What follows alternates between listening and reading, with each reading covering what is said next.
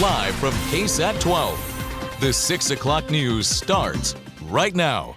2 young children now without parents after a murder-suicide, according to San Antonio police. We're continuing to follow this breaking news that we first told you about at 5 o'clock. Yeah, all of this unfolding on the far southwest side at the Palo Alto apartment. Our John Paul Barajas is there live.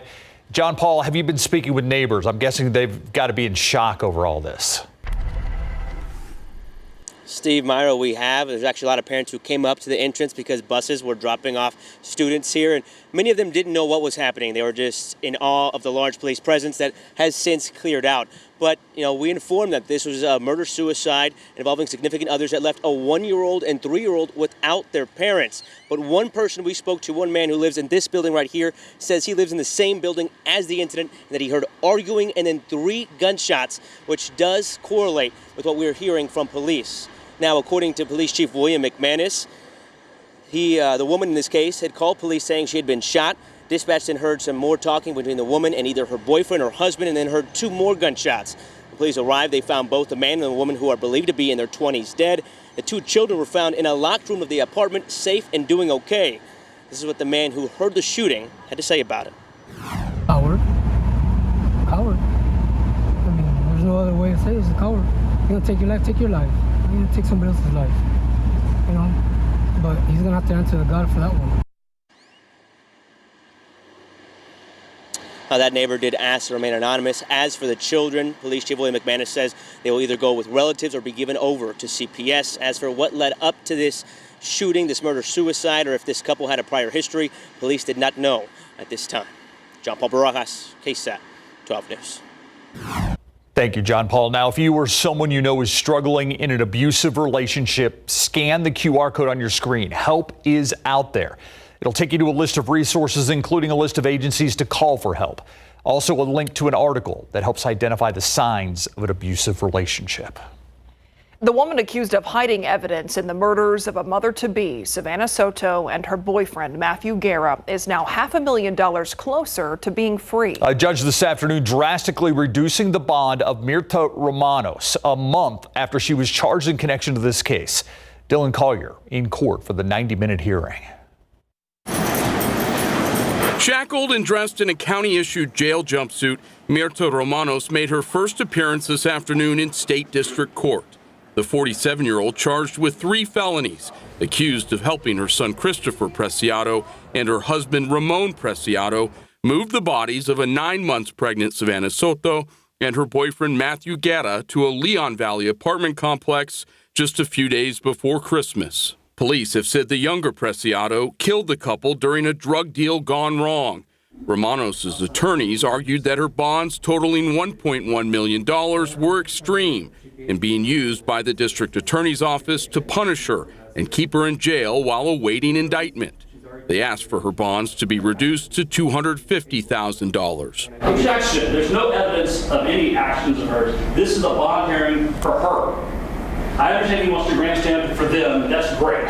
But this is not the venue for that. Judge Miguel Nájera heard evidence from both sides before examining several exhibits behind closed doors, including a graphic photo taken at the crime scene. After returning to the bench, Judge Nájera agreed to reduce Romanos' bonds to $600,000, meaning she'll need to come up with around $60,000 in order to post bail. What remains to be seen is whether Romanos can even post the reduced bond amount. She testified on the stand this afternoon that she had trouble paying her mortgage even before her legal troubles. Her husband and son also remain at the Bexar County Jail. Reporting outside the Bexar County Justice Center, Dylan Collier, KSAT 12 News.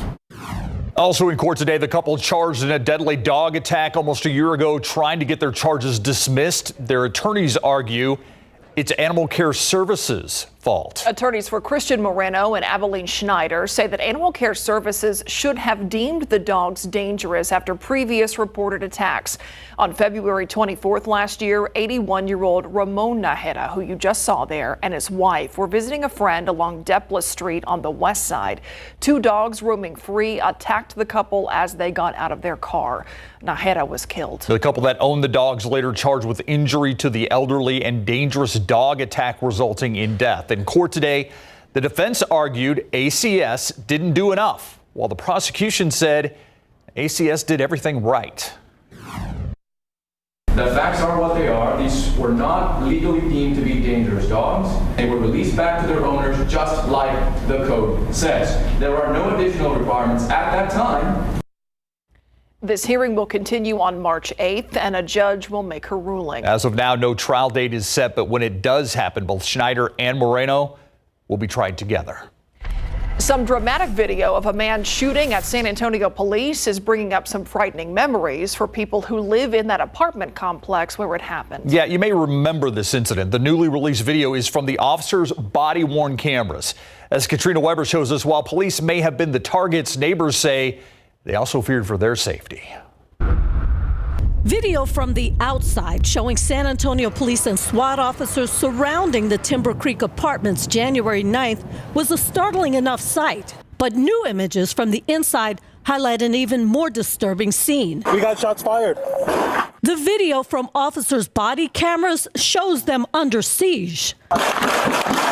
They eventually fired back, wounding, then arresting 43-year-old Jose Vasquez. Neighbors had called police to the complex near Timber Creek and Military Drive early that morning. I don't want to go out there because he's shooting a gun. They had heard and in some cases dodged the gunfire. I was already on the floor. I just stayed there. Brian Aarons remembers waking up to the chaos outside his door. You could hear the police talking to him like through a megaphone, a bullhorn, telling him to surrender. He hasn't seen the new video yet. The images are imprinted in his mind. Some sites, though, have been erased. A fence left looking like Swiss cheese from Vasquez's gunfire has been replaced. There are very few signs left of what happened here. Most of the damage has been repaired. But over here on this wall, you can still see markings from where bullets hit it. Aarons would like to put it all in the past. What happened, he says, was scary but unusual for the normally quiet complex. Katrina Weber, KSAT 12 News. Tonight, we're learning new details about a deadly crash in West Bexar County. We now know the woman killed is a former East Central ISD teacher. That crash happened around 5 a.m. yesterday in the 14,000 block of Petrenko Road. According to the Bexar County Sheriff's Office, an SUV driven by 35-year-old Giovanna Blangiardo veered into the eastbound lanes. Soon after, that vehicle hit an SUV driven by 39-year-old Whitney Brooke Waddell. Waddell was taken to a hospital after the crash, where she later died. East Central officials say that Waddell was a former teacher for the district and a graduate of East Central High School. The suspect in this case was arrested by deputies and now has been charged with intoxication manslaughter. For the second day in a row, all Santikos movie theaters in San Antonio are closed. We've been asking, but we still don't have any more details as to why. Santikos first made the closure announcement on social media yesterday. A second post today said they were still working through issues. These technical problems are not affecting Grand Theaters and Amstar Cinemas, which are owned by Santikos in markets outside of San Antonio. Santikos Guest Care Center is open for questions, but says they won't be able to process any refunds until further notice. So far, Santikos Entertainment has not given an update on when everything will be back to normal. The big game this Sunday, but Kansas City and San Francisco not the only teams preparing. Yeah, two local hangouts for Chiefs and 49ers fans say that they are ready for a championship day of their own. Garrett Berger stopped in to check on their game plans. Obviously, we have a bunch of wings and we have mozzarella cheese sticks. Friday is the calm before the storm at Pizza Italia. I assume those baskets are going to be full the entire time. They're going to be completely full. Wings are like our popular ones. The restaurant caters to Kansas City Chiefs fans on game days. They're always like screaming, exciting. And there is no bigger game day than this Sunday. Every single table is going to be filled. The booths are going to be filled. I think it's a really big deal. It's a very big deal for us. We get a lot of business. We love our customers. We love that they enjoy the food here. It may not be the friendliest place for San Francisco fans come Sunday evening, but they've got their own side of the field, so to speak. Raw Dog Saloon has a fan group that lays out 49ers decor before the games. It's going to get wild. It's going to be a lot of fun. As for how many, I can't even put a number on it, just because every week, especially this postseason, has been more and more and more coming in. They don't have a kitchen, but they plan to have at least one food truck. and the bar has 49er-centric drinks. That's the faithful. Both spots say they're bringing in extra help. We're likely to feel like they've played a championship game themselves. It usually feels like that on game days. Yeah, it usually feels like that. But I mean, it's a lot of fun. It's definitely worth it. And whether their teams win or not, each spot definitely will. Garrett Berger, KSAT 12 News. Gearing up. Gearing up. And watching Caskey watch that story, I feel like you're geared up for a game. Oh, I'm geared up. Not necessarily football. Yeah, I saw the dartboards. Exactly. I'd bring my own case of darts and accessories and supplies. Yeah, you got to have dart accessories. You do, well, you know, the different parts and stuff. And the supplies, yeah. You do. You fellow dart players out there know the same. Grand board, that's what I play on. I love it. I was thinking more snacks. Oh, well, yeah, you can get those there. Yeah, okay. First things first.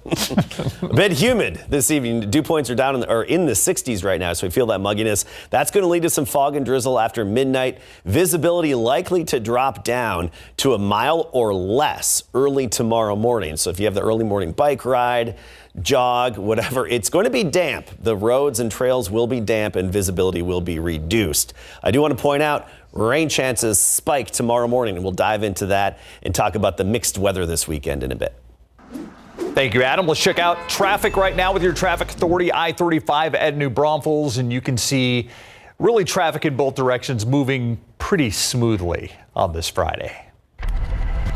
Coming up in our next half hour, robotics at the rodeo. How competitions benefit the students and their futures. Still ahead.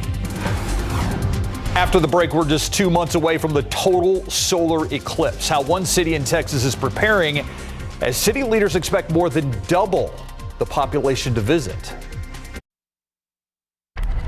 They were robbed over the phone, and the weapon used fear. It's happening right here in our community, and the scammers are using the real names and phone numbers of local law enforcement. You're going to hear how it happened to one victim on the Night Beat. The demolition of the pedestrian bridge along Castroville Road is already underway, but coming up tonight on the Night Beat, we're walking you through the next steps and how the city has already started to study the Castroville corridor for traffic. Well, here's something you don't see every day on an evening drive. In El Paso, several traffic streetlights there are purple. According to the city's transportation manager, the LED lights are part of a nationwide defective batch.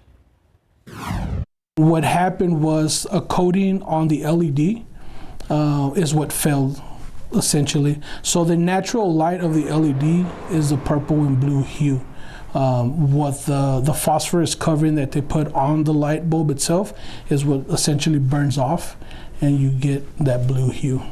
Mood lighting.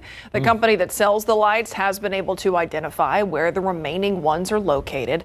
The lights are under warranty and taxpayers don't have to foot the bill for the repairs. But get this, it will be another 2 to 3 years before the purple street lights can look white again. They didn't just call it Barney Street. We're just 2 months away from the solar eclipse in one city in Texas, expecting its population to double during the event. City officials in Marble Falls say they are expecting an additional 50,000 people during the total solar eclipse on April 8th. The city expected to be prime viewing for the once-in-a-lifetime event. City leaders are worried the extra visitors will cause gridlock on the main roads. Businesses also getting ready for the tens of thousands of visitors. The eclipse is April 8th, and that's again on a Monday. Not looking at it as it's a slow Monday, but it will be a Saturday on steroids.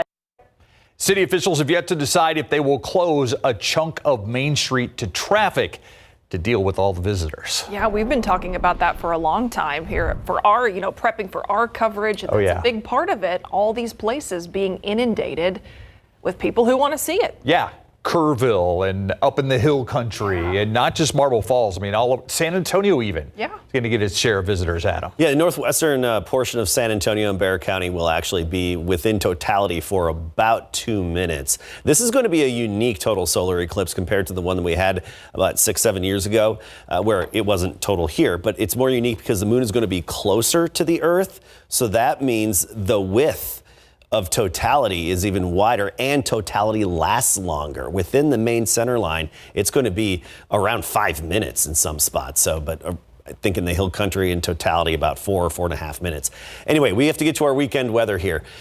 Tomorrow, scattered rain and some storms starting first thing in the morning. And even if you're not within the real rain falling, you'll have drizzle and foggy dampness. Still warm though, 68. By Sunday, brief morning rain, but overall I want you to focus on a sunny Sunday. However, windy with some gusts up to 35 miles per hour. Notice the rain chances tomorrow.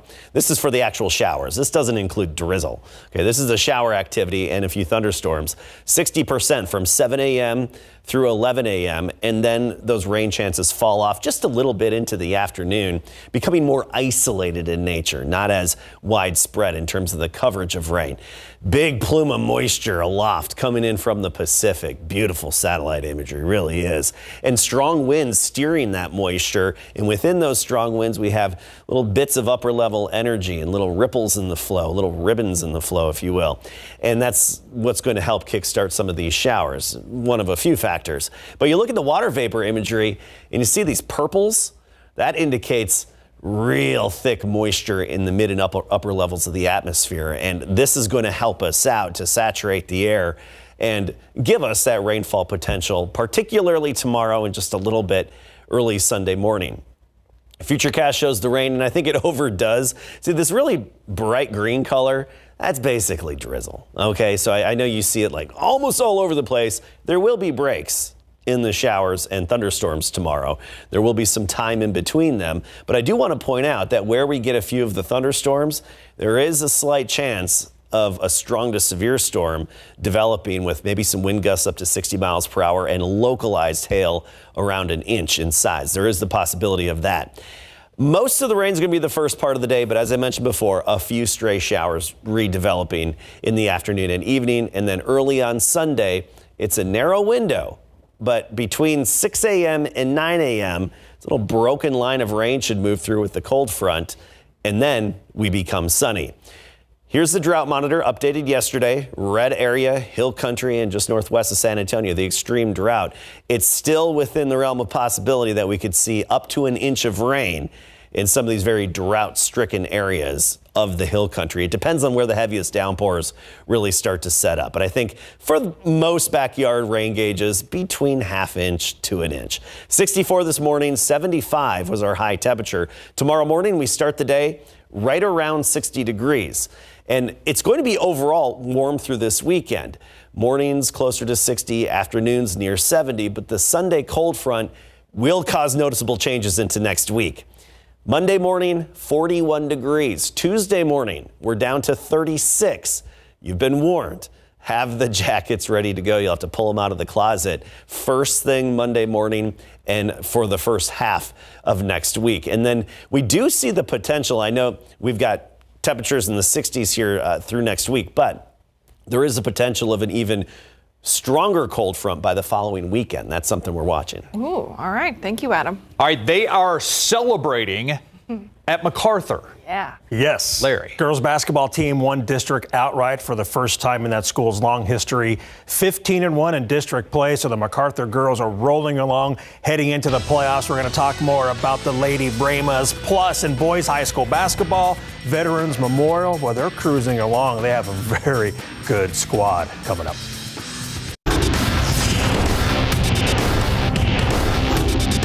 We did team bonding, we did stuff out of school, and just had that strong foundation to create this successful team that we have right now.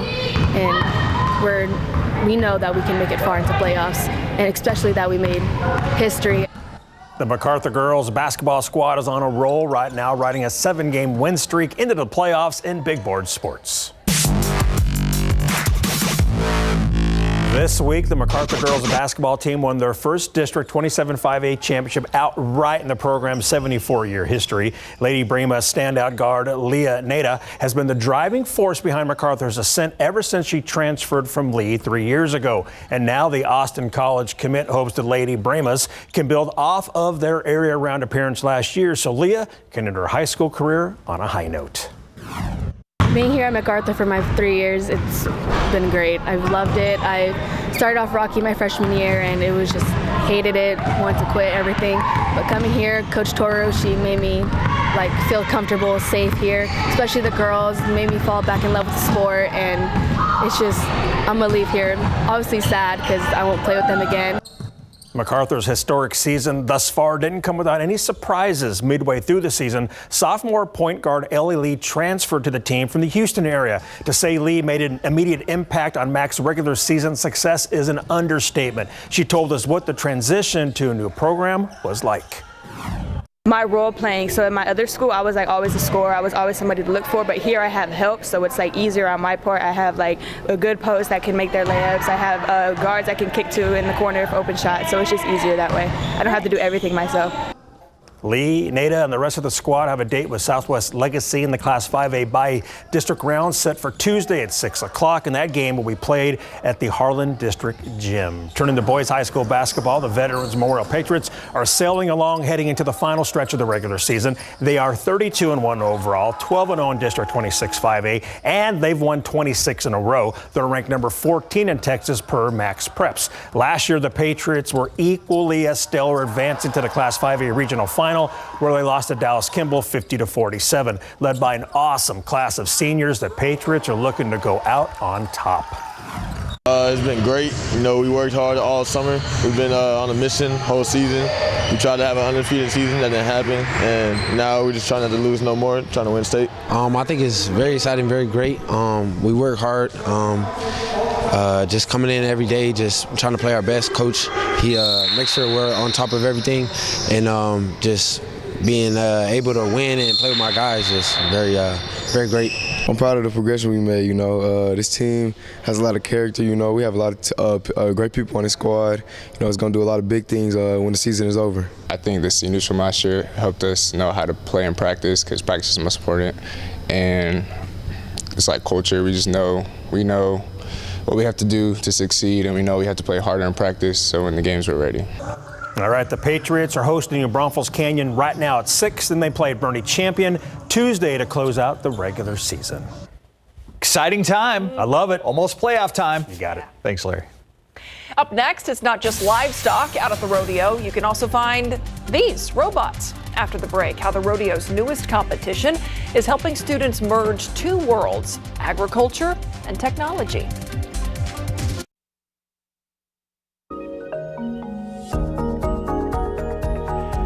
When most of us think of the rodeo, the first thing that comes to mind is probably animals. But in recent years, robotics competitions have become increasingly popular at the rodeo. Yeah, I did not know that this was happening. Tonight, KSAT 12 Sports' Nick Mantas introduces us to the students who compete in these competitions and how it helps out their futures. Since its inception, the rodeo has given out $243 million in scholarships to kids who are making strides in agriculture. But nowadays, that doesn't just mean raising cattle and animals on a farm. Check this out.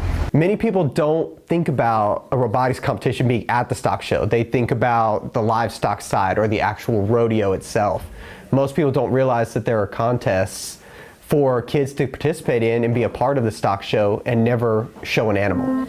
In 2024, there's more to agriculture than you might think. It used to be our population was so much smaller. We had farmers that were actually out there doing most of the work by hand. Now we rely on global positioning systems. We rely on autonomous tractors, the technology of the seeds themselves. And as technology evolves, so does the rodeo, creating competitions for Texas 4-H clubs to find new ways to merge these two worlds. 4-H stands for head, heart, hands, and health. And our motto in 4-H is to make the best better. So we are a youth organization that really promotes making future leaders.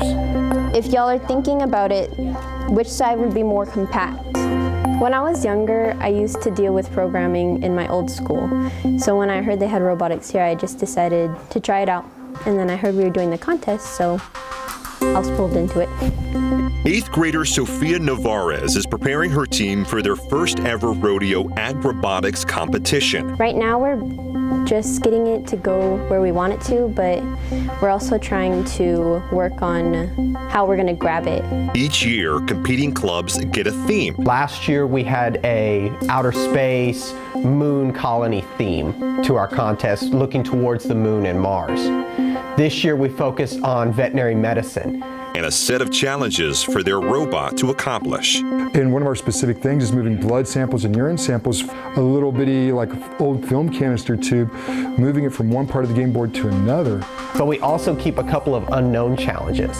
So we really do force them to think on their feet that day. I feel like there's going to be a lot of good competition out there to test the skills of our school and also just the skills of ourselves. Competition like the kids of Kerrville and hundreds of other clubs around Texas. It's definitely challenging and you can get a little nervous, but it's pretty fun. So how do these robots work? It depends. So some of the robots are built all the way from scratch. I say the most challenging part is putting the pieces on the robot. All these robots we do in the program are built out of Legos.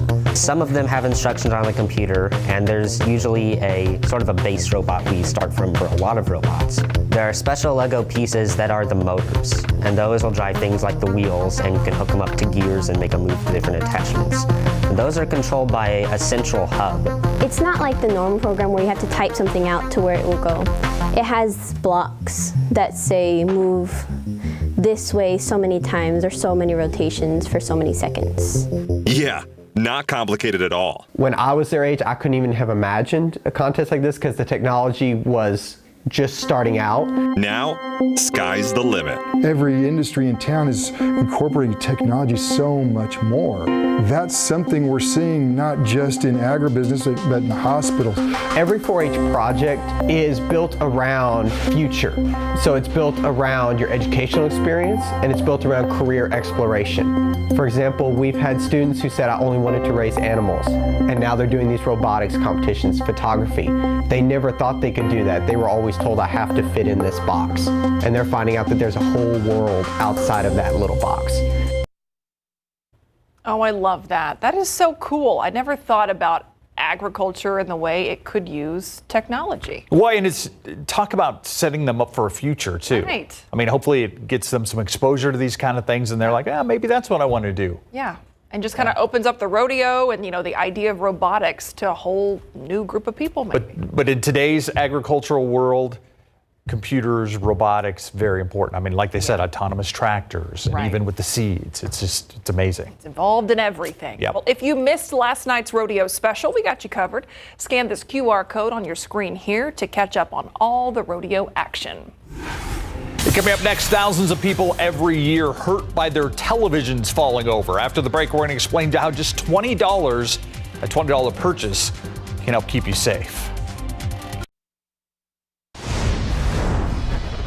As your eyes are glued to the TV for the big game this weekend, here's something to consider. Are you sure your television can't tip over? Thousands of people seriously hurt every year when television sets topple. It is often children or the elderly who get hurt. 12 on your side's Marilyn Moritz says a $20 fix can prevent a tragedy. Videos like this can be so scary for a mom or dad to see. So are the statistics. Every 53 minutes, a child is rushed to the ER after furniture or a TV tipped over on them. And it happens even when parents are in the room. Both of my toddlers go after the TV, pull on it, they yank on it, and it's very scary as a parent that it might fall over on them. It happens. From 2013 through last year, 217 people were killed by home tip-overs. Nearly half of the time, it was a falling TV. While numbers of elderly victims are picking up, overwhelmingly, it's young children. How are these accidents typically happening? Little kids, young kids. I've got a 3-year-old granddaughter. They like to climb, and if they see something high on a shelf, they're fearless. They're just going to climb up and try and get it. And that's when the tip-overs occur. Pamela Rucker Springs with the Consumer Product Safety Commission says even thin, sleek TV screens can be dangerous. Even though they're thin, they can still hit a young child's head with the force of a 10-pound ball. Ideally, you'll be able to mount your television set to the wall. But if you can't, safety advocates urge you to get these anchor kits. They come with new TVs, but you can also buy them for less than $20 at hardware stores. If you can't anchor it, place the TV on a low, sturdy piece of furniture and avoid putting the remote control or toys next to it, tempting children to reach or climb. Marilyn Moritz, KSAT 12 News. Look outside with live cam. We have rain on the way. It's all about timing, Adam. It is. It's all about timing. And even before the real showers develop, we're going to have some fog and drizzle and just overall dampness starting later tonight. And so if you have any outdoor plans early Saturday morning, the roads, the trails, they're going to be wet. They're going to be a little slick because of the rain and drizzle. Notice the rain chances spike and peak at 60% between 7 a.m. and 11 a.m. tomorrow. Then still a few lingering showers into the afternoon, but most of it should be the first part of the day. We'll talk about the rest of the weekend and even when the sun returns, coming right up. Tonight, San Antonio police are investigating a murder-suicide on the southwest side. This happened this afternoon at an apartment complex on State Highway 16 near Southwest Loop 410. Police Chief William McManus says a woman called 911 saying she had been shot. Soon after, the dispatcher says she heard multiple shots while the woman was on the phone. Chief McManus says a 1-year-old and 3-year-old were found locked in a room. It's an ongoing investigation. We have new information on a deadly crash that happened early yesterday morning in West Bexar County. According to BCSO, the woman killed in the crash on Petranco Road was 39-year-old Whitney Brooke Waddell. East Central ISD tells us she's a former teacher for the district. Deputies say 35-year-old Giovanna Blangiardo actually allegedly caused that crash. She's charged with intoxication manslaughter. All Santikos theaters still closed today. The company posted on social media yesterday that this is because of ongoing technical difficulties. Today, the company said those technical issues are still being worked on, and there's no update on when theaters will reopen. Santikos Guest Care Center is open for questions, but won't be able to process refunds until further notice. And that's your 60-second recap. That's going to hurt. Yeah, Friday, Saturday, weekends, Sunday. yes. Hopefully they can get it fixed. By the way, okay, we have rain that's on the way. We had gray today, though. Yeah, we did. Yeah, gray today, rain tomorrow, and then some sunshine returns for Super Bowl Sunday. But if you're prepping for outdoor viewing or whatever for Super Bowl Sunday and outdoor activities, it's going to be windy, so plan for that as well. You'll have to secure the paper plates and the napkins.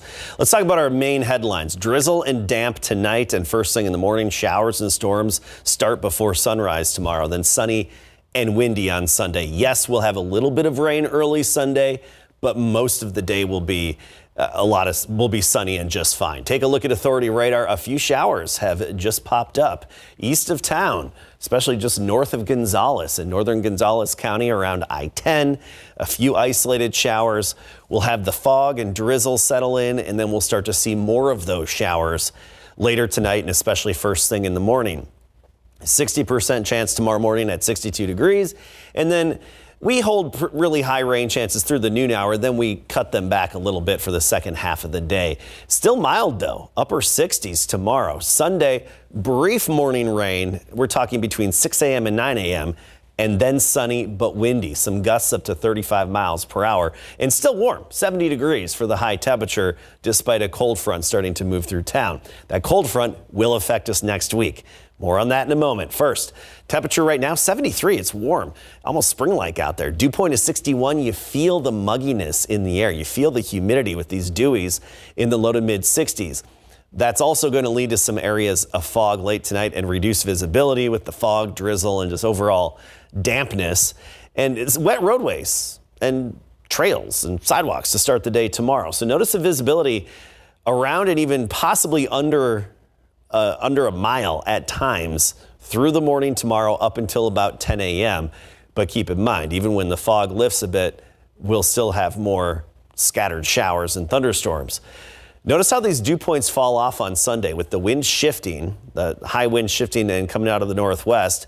Dew points really plummet, and the drier air that's going to be in place early next week will lead to some much cooler mornings, and you'll notice that difference. So have the jackets ready to go first thing Monday morning. You don't need them this weekend, but Monday morning for sure. Morning temperature on Monday, 41 at sunrise, 36 Tuesday morning, and then right near 40 degrees on Wednesday. And I do want to point out, beyond day 7 here, as we get into the following weekend, there is the potential that we could have a stronger cold front and maybe even a light freeze in spots. So if you don't want to be moving the plants inside, outside, just play it safe and keep them inside for now. You see a little bit of green on the radar around Texas. That's just mid-level cloud cover being detected by the radar. Main aspect here I'm showing is the stream of high-level winds up above us and higher in the atmosphere. They're really speeding along in this plume of moisture as well. That's going to help us out because it's got energy within it, and that plume of moisture will add to the rainfall potential. Futurecast showing the scattered showers, a few thunderstorms, some embedded downpours, just intermittent in nature through the morning and midday, and then very isolated by tomorrow afternoon. We get into Sunday morning as that front moves in, probably a broken line of moderate to heavy rain that's going to be very brief, and the window of opportunity is 6 a.m. to 9 a.m. And then by 9-10 a.m. we're sunny, and most of Sunday is going to be sunny but windy, those gusts up to 35 miles per hour. Mornings will be cool next week through Wednesday, but afternoons in the low to mid 60s, so comfortable afternoons with sunshine. Then our pattern is going to shift again. We're going to get some of that dirty flow off the Pacific, and that will likely, I think, lead to more rain opportunities, possibly even better than what we have here, where it says 40%. I'm thinking it's probably going to be higher than that. We just need a little more info. So another round of rain is possible to put another dent in the drought. All right. Thanks, Adam. Coming up, deer, monkey, and mustaches in the buzz. To the buzz and passing the buck, not an option for two Indiana deputies who responded to this emergency call. The rescue of the deer trapped in a rope fence caught on body cam. Two Warwick County Sheriff's deputies were on the scene trying to help this trapped animal. Yeah, one of them actually knocked down the buck before the other deputy was able to cut the deer free. Thankfully, the deputies were not harmed during the encounter. The unstuck buck also escaped unharmed as well.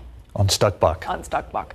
Earlier this week, we told you about two Texas otters picking the Chiefs to win the Super Bowl. Well, now in Kansas, a couple of football experts here made their game predictions at the Topeka Zoo. The zoo's common potas monkeys named Emma and Harry both made their pick for the Chiefs. The monkeys were chosen because they both came to Topeka by way of San Francisco, home of the 49ers. Once their picks were made, they got to enjoy treats inside of Kansas City Chiefs-inspired boxes. Zoo staff says the Super Bowl gives these animals an exciting departure from their daily routines. All right, let's stay with the Super Bowl now. Check this out. In Missouri, as excitement continues to build for Super Bowl 58, two Springfield public schools held a Chiefs Spirit Day.